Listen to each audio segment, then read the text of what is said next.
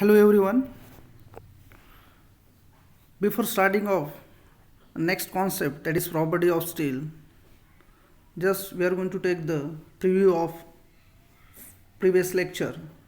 We have studied the what is meant by structure, what is civil engineering structure, what are the different components, members or elements of the structure, and we also learn in the last lecture, that is type of structure based on the use of material, on analysis of structure, load of action transfer, then comparison between the steel and concrete structure. There are so many advantages of steel structure is there. We also learn in the last lecture, that is it has high strength, easy transportation, easy fabrication on the site, it's having a large scrap value, recycling can be done, longer life. Today we have to learn the properties of steel. Properties of the structural steel are classified based on the Bureau of Indian Standard, that is BIS, on the basis of ultimate or yield strength. For example, if you take the Fe415 grade of steel has 415 Newton per mm square is tensile strength of that steel. The mechanical properties largely depends upon the chemical composition, rolling method, rolling thickness and heat treatment, etc. The first point dealing with the structure of steel is chemical composition, which is known as ferrous or iron, which having the proportion is ranging from 95% to 98%. If you go through the table, first column is dealing with the carbon, that is C, second one is manganese, sulfur, phosphorus, and last one is silicon. The first column dealing with the carbon percentage, up to 2% is carbon, it is steel. When it is exceed to 2%, then it is known as a cast steel. In that, manganese is 1.5, sulfur is 0.050, phosphorus is 0.005, and silicon is 0.4. When carbon percentage is increases, which increases the tensile strength and which reduces the ductility of the material.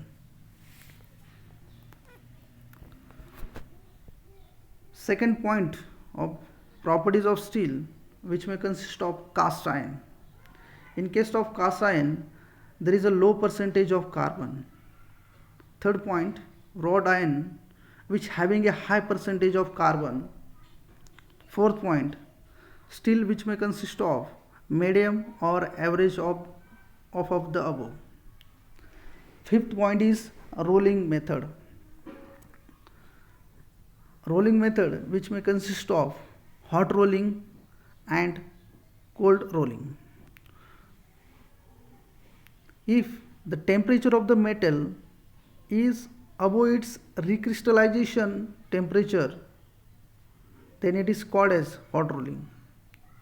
While if the temperature is below the recrystallization temperature, then it is known as cold working.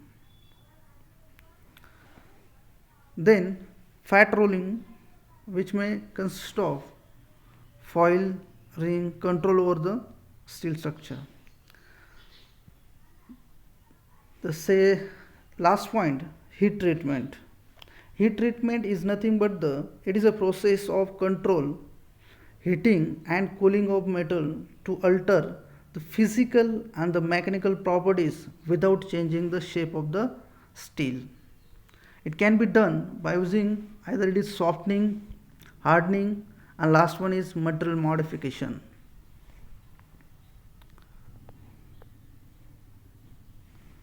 Next, there are some other properties of the structural steel. So, dealing with first other properties known as modulus of elasticity is denoted by the capital E. Modulus of elasticity is nothing but the steel section obeys Hooke's law in linear range. It remains elastic and can recover its original shape and size after removal of loading. Therefore, modulus of elasticity is equal to, it is a ratio of stress divided by strain, sigma divided by E. Then next point is shear modulus, that is denoted by the letter capital G, which having a value 0.769 into 10 to the power 5th Newton per mm square. Here in case of shear modulus, shear stress is directly proportional to the shear strain. Means shear stress goes on increasing, the strain also goes on increasing. Then it is denoted by the G letter, which is equal to shear modulus G equal to modulus of elasticity E divided by twice of into bracket 1 plus mu.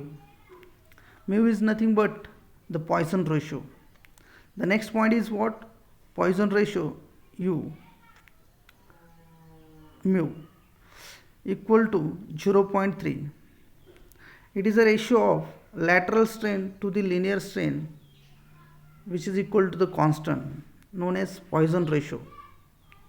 Second last point, coefficient of thermal expansion denoted by the alpha suffix T equal to 12 into 10 to the power minus 6 per degree centigrade, which is nothing but the changing volume due to temperature effect.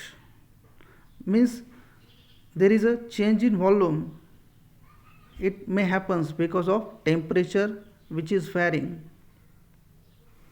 Last point, ultimate tensile strength. It is a ratio of ultimate tensile load to the original area of cross section known as ultimate tensile strength. Next point, that is relevant Indian standard specification, IS specification.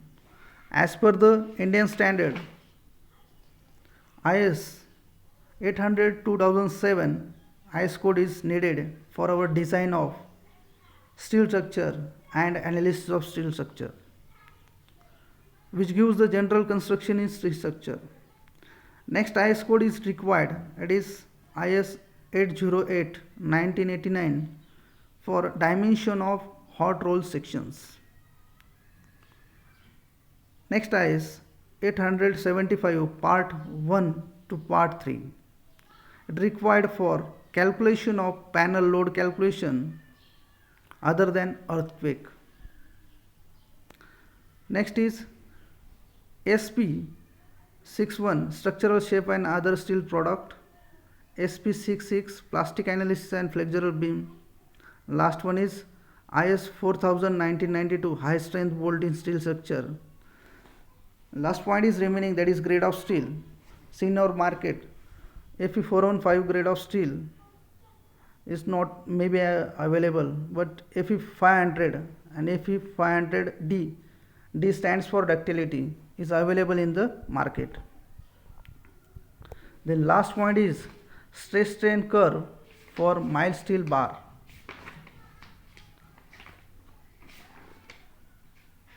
In the given figure, x-axis is dealing with strain, that is percentage of elongation, with respect to y-axis dealing with the stress in Newton per mm square MPa. When strain goes on increasing, the stress also goes on increasing. In the given figure, OAB line, which is passing through the origin O, which shows the straight line means obeys Hooke's law, that is strain directly proportional to the stress, where A is called as a limit of proportionality, means linear variation up to the ends. B stands for elastic limit, which shows the maximum stress up to which specimen can regain original shape. C dash and C stands for what? Upper and lower yield point of the mild steel bar.